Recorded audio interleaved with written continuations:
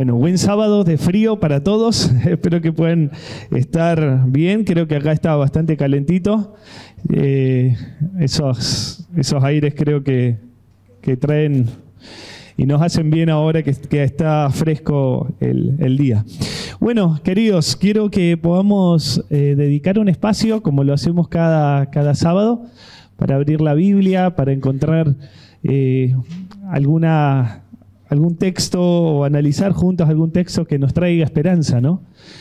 No importa el texto que analicemos, todos nos traen esperanza, ¿no? Y es la idea de la palabra de Dios, ¿sí? Incluso los textos más complicados nos traen, Dios por medio de su mensaje nos trae ánimo, nos trae fortaleza, nos trae esperanza. Hola Dami, ahí Mari también, ¿están?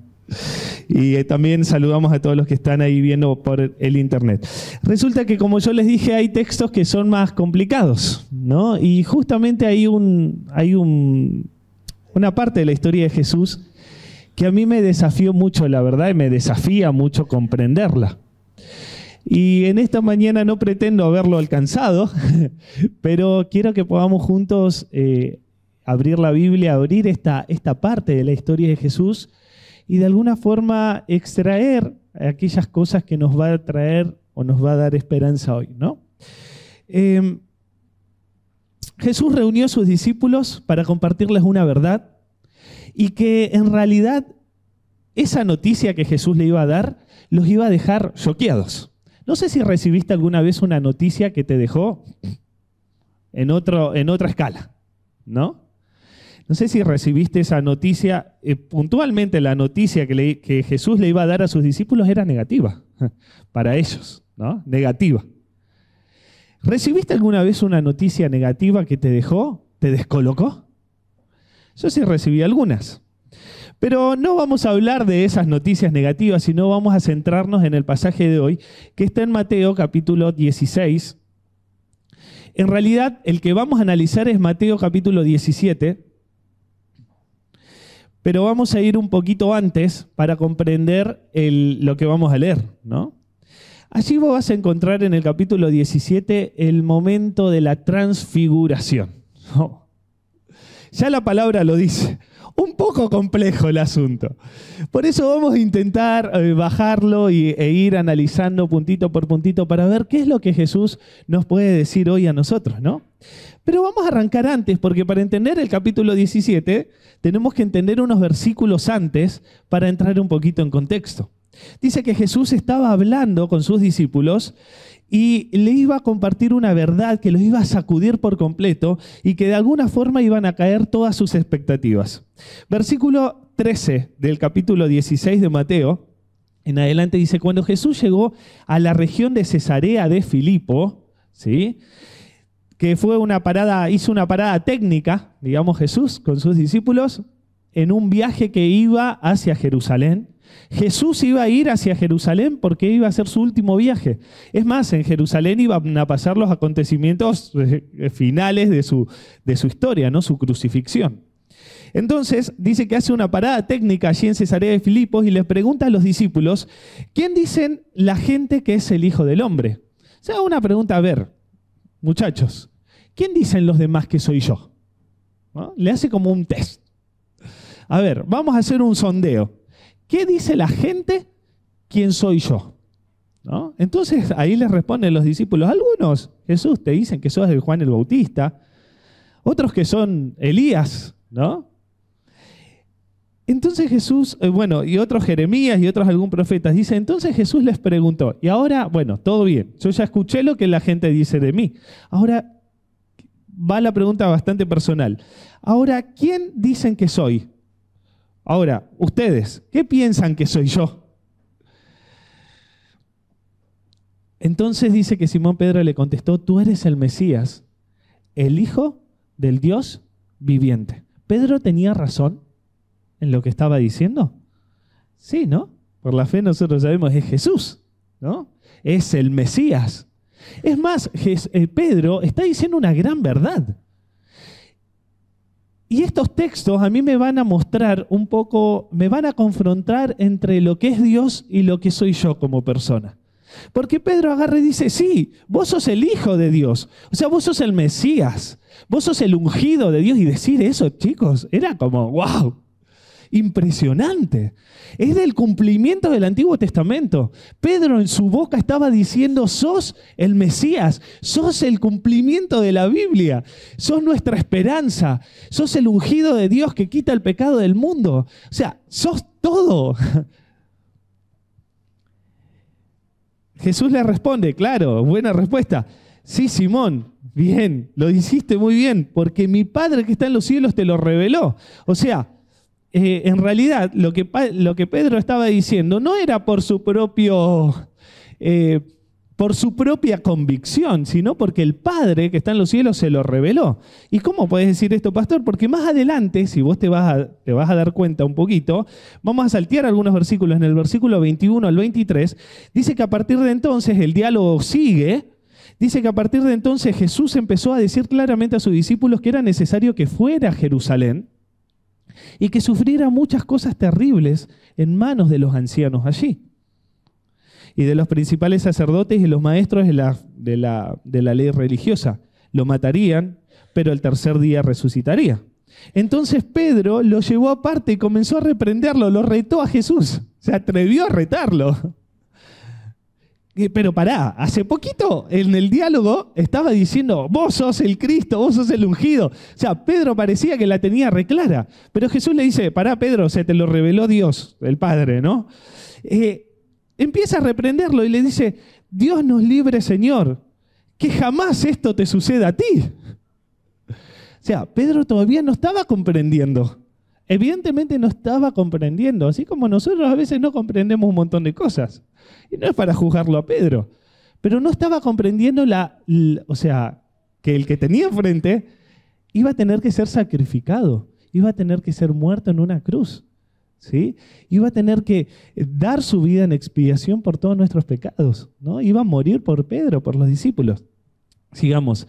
Dice entonces Jesús le dijo, aléjate de mí, Satanás. Claro, pues entendió, no estaba hablando Pedro, estaba hablando el mismo Satanás, ¿no? El mismo demonio. Representa una trampa peligrosa para mí. Ves las cosas solamente desde un punto de vista humano, no desde el punto de vista de Dios, ¿sí? Y allí vamos a saltear unos versículos más. Y ahí viene el capítulo 17, ¿sí? Porque salteamos para comprender después las respuestas, ¿no? Pero de alguna forma acá los discípulos estaban realmente tristes por lo que Jesús le había dicho, ¿no? Estaban angustiados. ¿Cómo es eso que Jesús iba a morir? Su maestro, su compañero y su amigo. ¿Cómo podía ser de que Jesús iba a pasar por lo que tenía que pasar? No comprendían 100% lo que estaba pasando, lo que estaba ocurriendo allí. Entonces llega el capítulo 17 y mis grandes enigmas empiezan a aparecerse. Capítulo 17, capítulo difícil, dice que 6 días después de esto, o sea, es más, si uno lo lee, o sea, hoy tenemos la división versículos y demás, ¿no? Pero en los textos más originales, o sea, está todo escrito seguidito, ¿no? Entonces, evidentemente, el hecho del capítulo 17 va a tener mucho que ver con lo que acabamos de leer. Dice que 6 días después de esto, pasaron 6 días, Jesús tomó a Pedro y a dos hermanos, Santiago y Juan, y los llevó a una montaña alta a estar a solas. Si los discípulos ya venían tristes, imagínense ese camino de 6 días hacia Jerusalén, hacia aquel monte, y de golpe que Jesús te diga, vení vos, vos y vos. Vamos juntos. Qué privilegio, ¿no? La verdad me hubiese gustado formar parte de estos 3. Que Jesús me elija. ¡Wow! Bueno, un poco humanidad hay para mí, ¿no? Porque pasa, los discípulos se peleaban por quién iba a ser el mejor, ¿no? Pero bueno, dice que Jesús llama a 3, a Pedro, a Santiago y a Juan. Estos estaban muy cansados, los discípulos estaban muy cansados del viaje, los discípulos no se atrevían a preguntarle a Jesús por qué los iba a llamar, por qué los estaba llevando aparte, qué estaba pasando. Mientras tanto Jesús en ese momento estaba orando por ellos, estaba intercediendo por ellos, estaba diciendo, Señor, dale fuerzas porque los momentos que vienen son los momentos más difíciles. A ver, ¿pensaste alguna vez o te imaginaste a Jesús orando por vos? orando vos en este tiempo? Yo sí. Cuando Jesús oró por sus discípulos también nos incluyó a nosotros, que íbamos a pasar los momentos más difíciles. En esta oración estaban incluidos los 3 discípulos allí y todos los momentos que iban a pasar. Es más, dice que los discípulos en este acontecimiento, mientras Jesús se va a orar, se quedan estos 3 y se quedan dormidos. ¿No te parece que podría ser una historia muy repetida con lo que pasó en el Getsemaní? Son los mismos discípulos. Se quedan dormidos en ese acontecimiento. Es más, Jesús conocía muy bien a estos 3 discípulos. Conocían que eran sus amigos especiales. Conocía lo que les pasaba por la cabeza, lo que le pasaba por la cabeza a Pedro. Conocía qué podían estar pensando, incluso lo que pensarían después. Así como Dios nos conoce a nosotros. Así como sabe que nos cuesta. Así como sabe que nos cuesta a veces leer la Biblia, que no la comprendemos. Así como también Dios nos conoce cuando nos angustiamos. Incluso conoce antes que nos angustiemos. Así como Él tiene la solución para nuestros problemas, también nos conoce y sabe incluso hasta cuántos pelos tenemos en la cabeza. Algunos es más fácil contar, otros menos, pero el Señor nos conoce absolutamente todo, ¿no? Todas las cosas, así también como conocía a los discípulos, y así como nos conoce a nosotros. Seguimos. Dice, mientras los hombres observaban la apariencia de Jesús, la apariencia de Jesús se transfiguró a tal punto que su cara le brillaba como el sol y sus ropas se volvieron blancas como la luz. ¿Ven por qué yo quería ser parte de esos 3 discípulos? Dice que de golpe pasó algo que yo te lo voy a intentar explicar, que acá Mateo te lo está intentando explicar, y que es más, este relato va a aparecer en los evangelios, en los evangelios sinópticos, o sea, es importante, o sea, muchos lo registraron. Dice que de golpe Jesús se transforma. Y es más, yo me subrayé algunas cosas. La cara le brillaba como el sol. Sus ropas eran blancas. Y cuando yo escucho su rostro les refleja la luz del sol, me lleva a Apocalipsis 1, capítulo 1, versículo 16. ¿O no? ¿No te suena esa imagen? Vos que capaz ya venís estudiando la Biblia hace un tiempito atrás. ¿No te suena la imagen de un Jesús, de un Cristo glorificado en el cielo luego de su ascensión? ¿No te lleva de alguna forma a lo que va a ser la venida de Jesús? Cuando Él venga y su rostro refleje como el sol. De alguna forma lo que estaban viviendo sus discípulos allí 3 en aquel monte era ver a Jesús de una forma, y te lo dice muy bien el texto, transfigurada. O sea, pasó como una metamorfosis. ¿Sí? De paso, el verbo de transfigurar es metamorfo. ¿Qué pasa en una metamorfosis? ¿Qué insectos hacen metamorfosis? Por ejemplo, la mariposa, ¿no? Del gusano pasa a la mariposa. O sea, algo totalmente diferente, ¿no? Era lo mismo que estaba pasando en ese monte. Había una transformación radical de Jesús. Jesús no se veía como el humilde carpintero de Jerusalén. Al contrario, ahora se veía como realmente es. Y como parte, y cómo incluso va a venir su reino. Así que imagínate, yo los discípulos ahí, wow, impresionante verlo a Jesús de su forma original, podríamos decir, ¿no? Con sus ropas blancas, con un sol, una luz que refleja, que parecía la luz del sol, ¿no? Es más, dice los otros evangelios, lo puedes anotar y después lo buscas, en Lucas 9:29, que mientras oraba, la apariencia de su rostro se transfiguró y su ropa se volvió blanca y resplandeciente. En Marcos 9, 2 y 3, que también da otro dato más acerca de la transfiguración, dice que mientras los hombres observaban la apariencia de Jesús se transformó, o sea, fue transfigurado, y su ropa se volvió blanca y resplandeciente. Más, miren la aclaración, me encanta esta, más de lo que cualquier blanqueador terrenal jamás podría lograr. Me encanta ahí como lo dice Marcos, me encanta. O sea, Dios se transformó y fue tan blanco que no hay jabón, no hay blanqueador que pueda ejemplificar esa blancura. Así que le ganó a Ala y a todos los jabones, ¿no? A Skip y a todos. O sea, realmente lo que pasó en ese monte fue tan relevante, tan impactante, no solamente para esos discípulos, hasta el punto que queda registrado para nosotros. O sea, lo que pasó allí, de alguna forma, lo tenemos que bajar hacia nosotros, y fue realmente importante. ¿Qué es lo que Dios nos quiere decir por medio de ese acto tan impresionante? Solo lleva a 3 discípulos. ¿Por qué no lo lleva a los otros? ¿Por qué solamente a ellos 3 y no a todos los otros, a los demás discípulos? ¿Porque eran los mejores? ¿Porque tenían...? No lo creo, te lo dicen los diálogos anteriores. Eran los que también tenían dudas.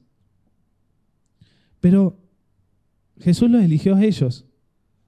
De golpe su divinidad refulge, su rostro brilla como el sol. Y los discípulos se despiertan y ven eso y dicen, wow, ¿esto es real? Como hay un reel ahí. ¿Esto es real? ¿Qué está pasando acá? Dice que encima no solamente que ven a Jesús de esa forma, sino que se aparecen 2 más.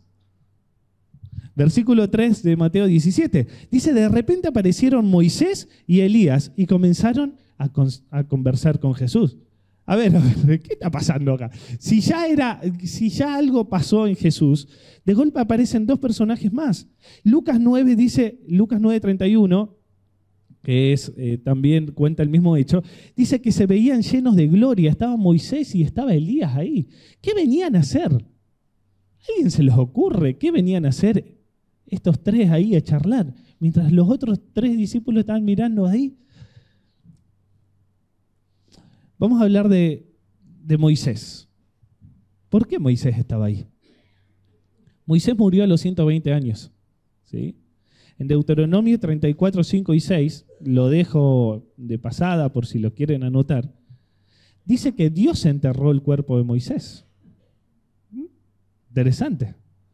La primera vez en la Biblia, o el primer personaje que Dios lo entierra, dice, ¿no? Y no se conoce el lugar de su entierro. Es más, los judíos marcaban muy bien el lugar donde morían sus héroes. Y dice el relato que no se encuentra la tumba de Moisés. Claro, después sabemos, más adelante en Judas, versículo 9, que el mismo Miguel lo viene a resucitar, Miguel, una imagen de Jesús. Y atención con esto, pues lo vamos a ver en un versículo que vamos a continuar, ¿no? Pero dice que el mismo Miguel resucita a Moisés, el mismo Jesús. Por eso estaba Moisés en aquel monte, porque evidentemente había resucitado, ¿no? Y así lo dicen las Escrituras. Y Moisés representaba a aquellos que aún pasando por la muerte iban a aceptar el sacrificio de Jesús, ¿no?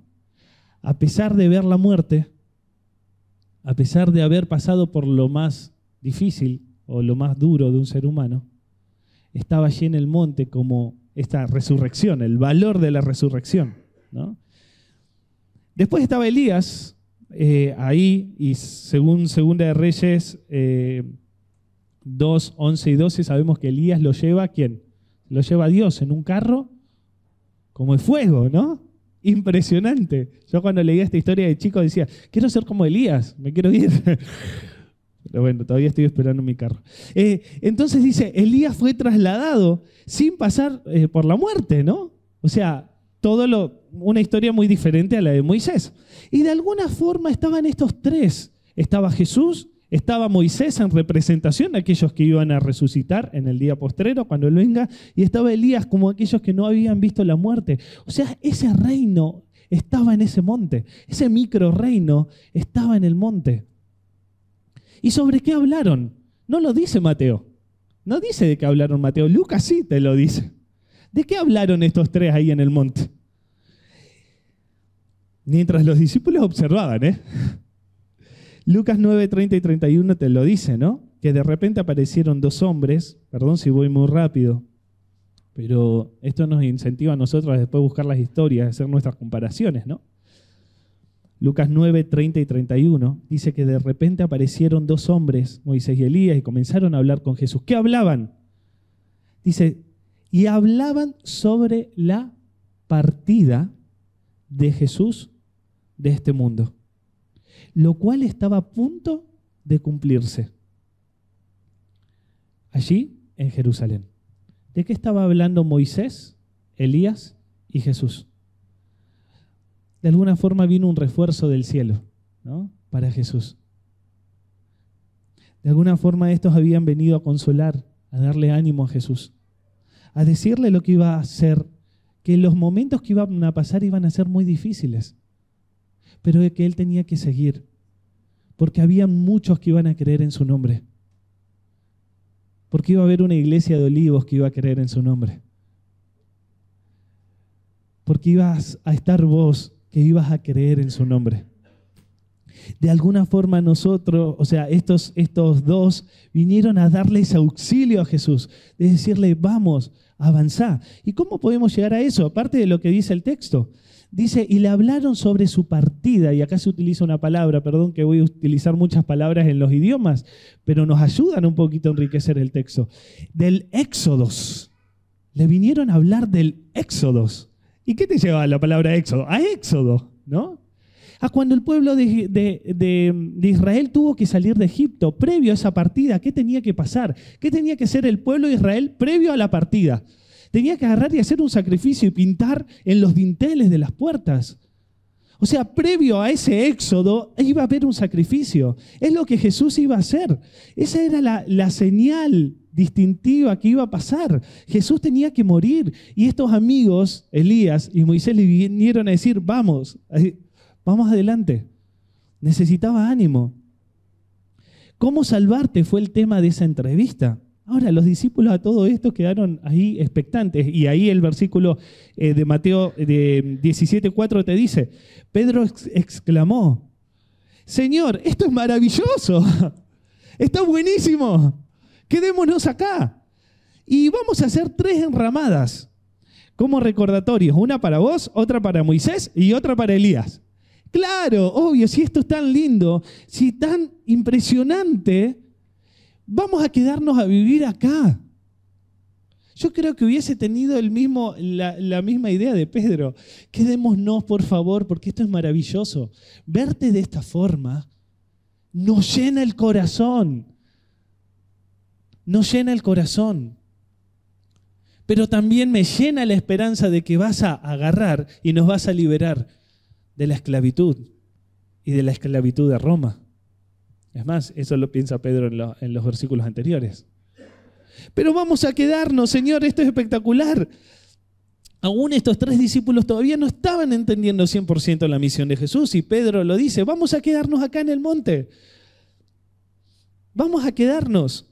No había entendido todavía que estos 3 discípulos iban a ser llamados para ser cooperadores con Dios. Para no quedarse ahí arriba, sino para bajar, estar con la gente y explicarle lo que habían visto. Pedro en este momento de la historia no había entendido que su mensaje era contar esto a nosotros. Dios es nuestro lugar seguro. Dios es nuestro refugio. Yo que estos 3 discípulos, sí, quedémonos acá para siempre, ¿no?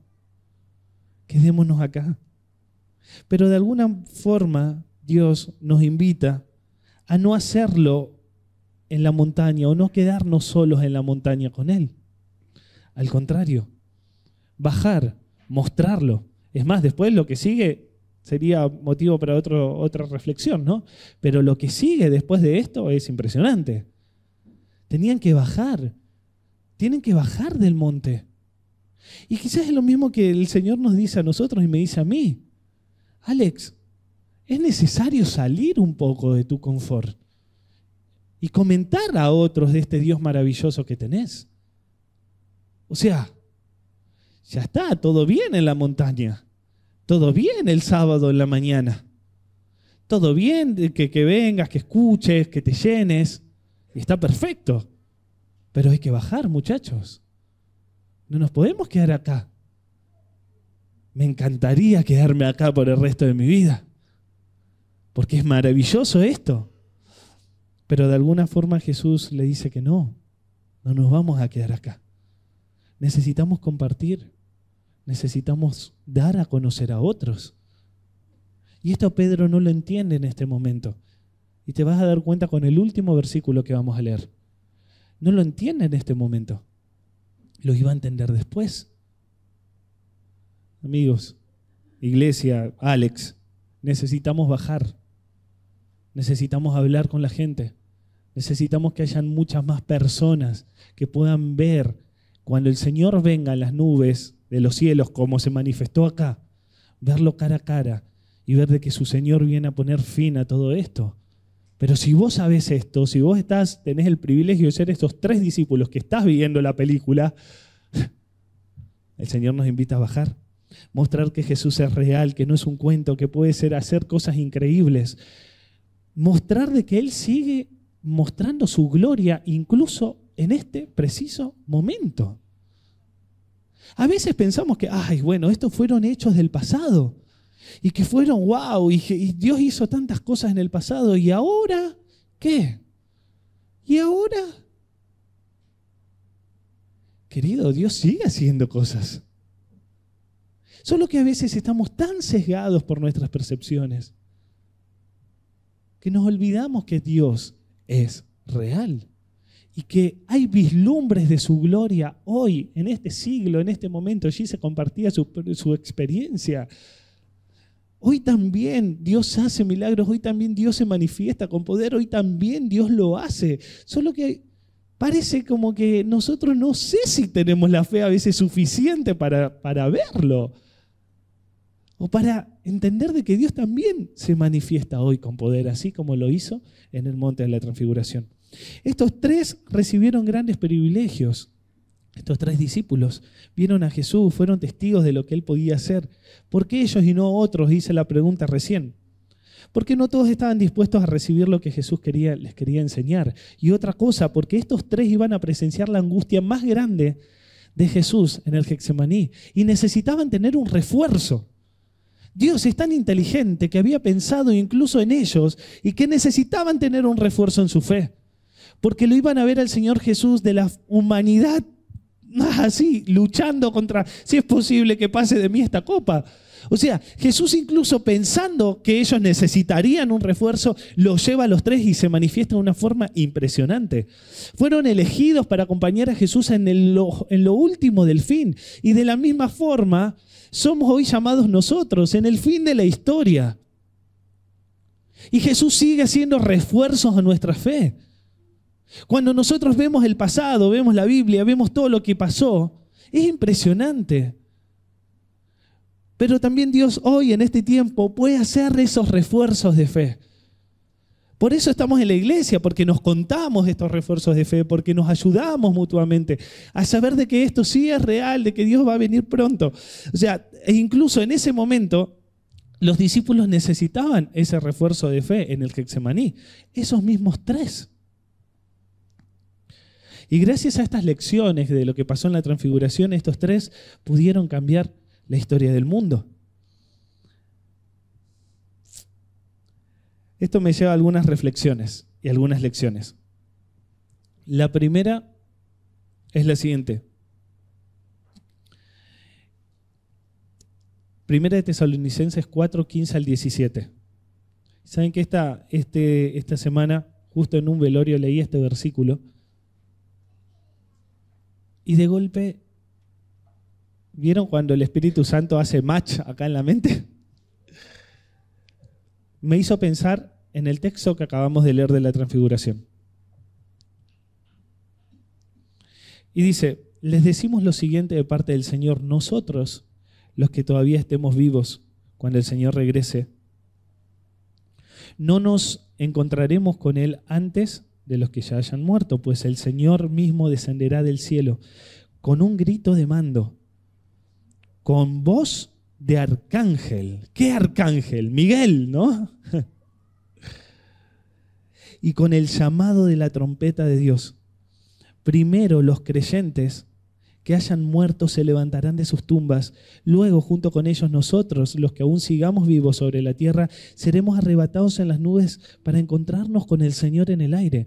Entonces estaremos con el Señor para siempre. Así que anímense unos a otros con estas palabras. O sea, si lo hizo con ellos en aquel monte, en la transfiguración, podemos confiar de que lo hará en los finales de esta historia. Y esto va a ocurrir. Si Jesús lo hizo antes con estos tres y se manifestó de esta forma, también me llena de esperanza en saber de que Él se va a manifestar prontamente.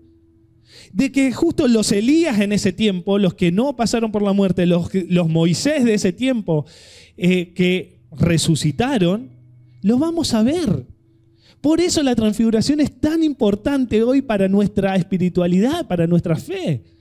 Si Jesús lo pudo hacer, significa que lo va a poder hacer de vuelta. Que va a poder venir a buscarnos. Que va a poder acabar con todo esto. Es más, cuando yo leo este texto digo, el arcángel, el Miguel, él con trompeta de Dios va a venir. Va a ser el consumado, el final. Me llena de esperanza en saber de que Jesús va a venir. Me llena de esperanza en saber de que allá, en ese monte, Dios se manifestó de esa forma impresionante para dejarnos un ejemplo de lo que va a ser el día cuando Él venga a buscarnos. Podemos confiar que esto va a ocurrir. Y Pablo te lo dice. En la segunda epístola de Pablo, vamos a terminar con este versículo. Capítulo 1, versículo 16 al 21.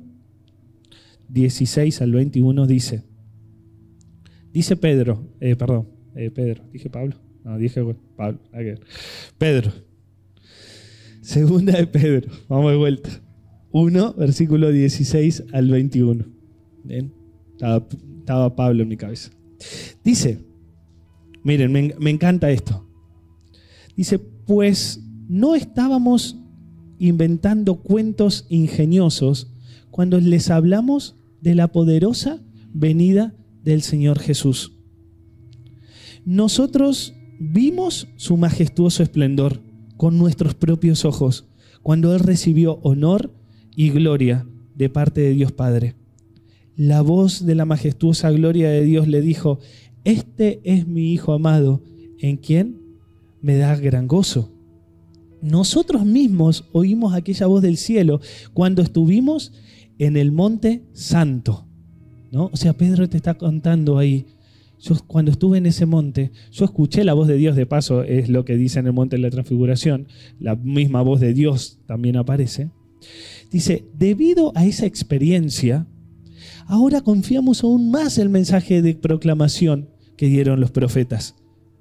Ustedes, nosotros, debemos prestar mucha atención a lo que ellos escribieron, porque sus palabras son como una lámpara que brilla en un lugar oscuro hasta que el día amanezca y Cristo, la estrella de la mañana, brille en el corazón de ustedes. Me encanta lo que dice Pedro allí, porque dice, si bien nosotros oímos, si bien nosotros escuchamos, si bien nosotros vimos, ustedes que quizás no vieron lo que yo vi, tienen igualmente la palabra profética más segura. Hoy nosotros tenemos la Biblia para ver también la gloria de Dios. Quizás no vimos, no pasamos por ese momento, pero acá Pedro te agarra y te dice, presta atención a estas palabras que va a brillar sobre un lugar oscuro. ¿Hasta qué? Hasta el día de que el Señor venga a las nubes de los cielos a buscarnos. O sea, todo lo que pasó en ese monte nos sirve hoy para nosotros en saber de que el tiempo de la venida del Señor está muy pronto. Que el cielo muy pronto se abre y Jesús va a venir en las nubes de los cielos. Y yo me lo imagino allí a Pedro resucitando y viéndolo, ¿no? Y de alguna forma acordarse lo que había visto en aquel monte. Por eso, queridos, te quiero dejar estas cortas lecciones. Hay más para sacar. Te invito a que saques más Y te invito a leer los versículos que nos salteamos del capítulo anterior, las respuestas de Jesús. Y dentro de esas respuestas, Jesús nos invita a tomar nuestra cruz y a seguirlo. A tomar nuestra cruz y a seguirlo. Jesús sabe que es difícil seguirlo, pero está dispuesto a darnos las fuerzas para confiar en estas promesas. Que cuando el cielo se abra y Jesús venga, lo podamos ver con nuestros propios ojos, así como estos 3 discípulos, pero que estemos dispuestos hoy a bajar al monte, a salir, a compartir a otros, a este Dios magnífico que está pronto a venir a buscarnos. Que esta historia se acaba. Somos privilegiados hoy con los ojos de la fe de ser estos 3 discípulos que están viendo la gloria de Dios. Ahora compartirla y a esperar ese día cuando hoy lo vemos con los ojos de la fe, pero cuando el Señor venga lo vamos a ver con nuestros propios ojos. No importa si somos Elías o somos Moisés, ¿no? Que el Señor nos ayude. Vamos a orar juntos. Querido Dios, gracias por tu palabra. Gracias porque en aquel monte podemos ver ese reino que vas a venir a instaurar ahora cuando vengas a buscarnos. Gracias porque a pesar de los momentos difíciles que podemos pasar, Señor, nos das esperanza. A pesar de todo lo cansado que podemos estar, de lo difícil que es vivir. Gracias, Señor, porque nos conoces, nos das ánimo y porque nos das un refuerzo de fe cada sábado para poder continuar, para poder seguir confiando, Señor, en que muy pronto vienes a buscarnos. En el nombre de Jesús. Amén.